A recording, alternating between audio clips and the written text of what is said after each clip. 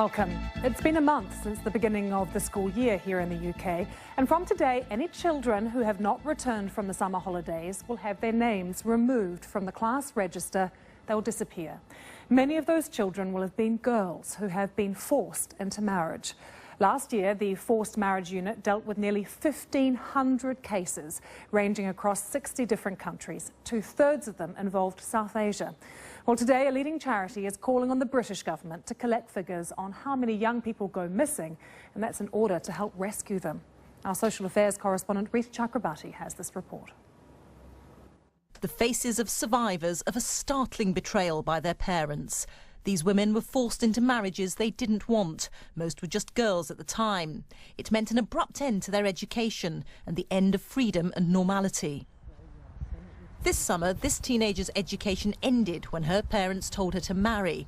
Not an arranged marriage, which is consensual, but a forced one. He was from India, twice her age, and she'd never met him.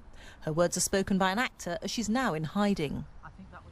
It was just about what I would get when I married. And you can have a big wedding, and it was just kind of bribery a little. They didn't really care. It was just kind of like you're an item to sell to see what they can get in exchange, like land and gold and stuff like that. She managed to escape the life they'd intended for her. Other young women have found themselves trapped for years. It was one of my... This woman thought she was going on holiday one summer back to Turkey, the country of her parents. But they abandoned her there, forcing her into a marriage of physical and sexual abuse and mental cruelty.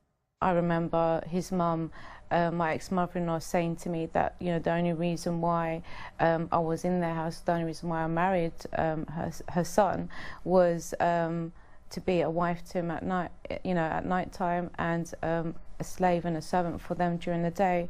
There was no compassion, there was no love. It was just, you know, I was there for a reason, just to do two things, and that was it. The majority of cases the UK government deals with are from Pakistan. Young girls who've effectively been abducted are helped to escape and come back to the UK to a new life. This refuge, in a location we've been asked to keep anonymous, shelters them and helps them get back. But it's a process fraught with risk. To protect them from the danger of being murdered, so we try to manage their get-up. We try to take them to the parlor to change their haircut, color, change their shoe, dresses, because there is always a danger to be identified. Although many of the victims of forced marriage are originally from South Asia, their families have been in the UK for several generations now. Forced marriage is part of no one's culture, so why is it still going on? This girl went missing. This campaigner says the reasons are complex. It's about immigration, bringing people into the UK. It's about money. It's about control. It's about taking away people's freedoms, and that's one of the key reasons why forced marriage is still here. People who are harping back to a past that they're not even part of their past. Forced marriage is when you're forced to do something against your will. She tours schools talking to teenagers about the issue. Today, the government replied to her call for national records of children missing after the summer holidays, suggesting there was no need for change.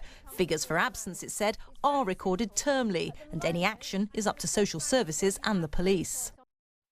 These women were removed abruptly from their education and their lives.